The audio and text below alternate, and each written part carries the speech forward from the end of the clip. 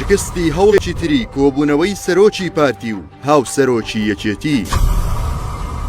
چێ زیاتر تاوانبارە بە شکستی هەوڵی ئەو جارەی کۆبوونەوەی لووتکەیی؟ ڕەنگە باشترین پێشەکی بۆ ئەم راپۆرتە گفتوگۆکەی مستەر ریچ بێت لەگەڵ بنەماڵە گەورەکانی بابان کاتێک لە ساڵی 1820 سەردانی کوردستانی کرد. لە دانیشتنەکەدا لەگەڵ چەند کەسایەتێکی ئەو دەمی ژێر دەسەڵاتی بابان یەکێک لە ئامادەبووان گلەی لە ململانێ ناوخۆییەکانی کورد کردووە و وتویەتی ڕکابەتی نێوان میرەکانمان میرنشینەکەمان لەناو دەبات. نە تورک و نە ئێرانی ناتوانن بە سەرماندا زاڵ بن ئەگەر دووبەرەکی نێوان بنەماڵەکانی سەرۆکەکانمان نەبێت. دوای تێپەڕبوونی زیاتر لە 200 ساڵ بەسەر ئەو گفتوگۆیە هێشتا ململانێ ناوخۆییەکان و سازش نەکردن بۆ یەکتر گەورەترین بربەستن لە بەردەم بەهێزکردنی کوردستان و ڕێگەنەدان بە دەستێوەردانی دەرەچی. بە بەڵگەی ئەوەی ئامادەنین لەگەڵ یەکدانیشن و لە پێناو یەخستنی ناوماڵی کورد دەستبەرداری خۆبەزلزانین بن و سازش بۆ یەک بکەن. کۆتایی هەفتەی ڕابردوو گرژیەکانی نێوان پارتی و یەکێتی بەرەو خاوبوونەوەیەکی هەست پێکراو چوو بەهۆی دەنگۆی کۆبوونەوەی لووتکەی پارتی و یەکێتی لە نێوان مەسعود بارزانی و لاهور شێخ جەنگی. هەوڵەکە سێم هەوڵی لەو شێوەیە بوو بۆ ئەو کۆبوونەوەیە کە بە دەستپێشخەری شێخ مەحموود حەفیززادە دەستی پێکرد.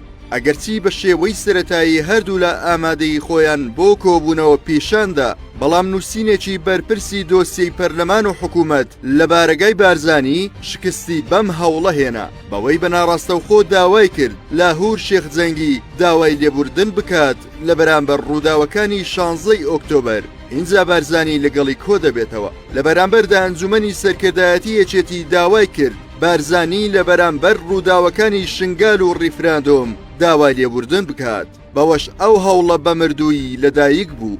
بۆ ئەمەش ئەم جارە پەنجەی تۆمەت زیاتر بۆ بەرپرسانی بارگای سەرۆکی پارتی درێژ دەکرێت، ئەویش بە گوێرەی بنەمای ئەوەی چێ دەست پێشخەر بێت ئەو تاوانبارە.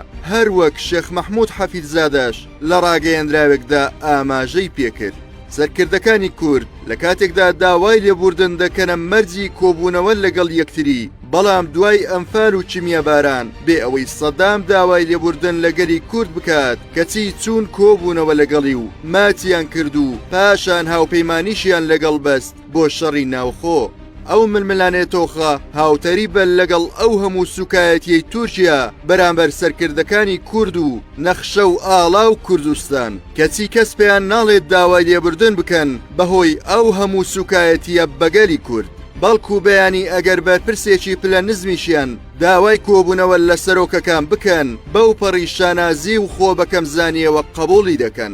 ڕەتکردنەوەی ئەو جۆرە کۆبوونەوەیە بە گوێرەی بنەمای دروستکردنی دوژمنی وەهمیە بۆ سەرقاڵکردنی خەڵکو لە بیربردنەوەی کێشە بنەڕەتیەکان. بەڵام چاودێران پێیان وایە ئەم جۆرە شەڕە میدیاییە وەک جاران سەرنجی خەڵک لەسەر کێشە بنەڕەتیەکان لا نابن و سوودی نابێت بۆیان.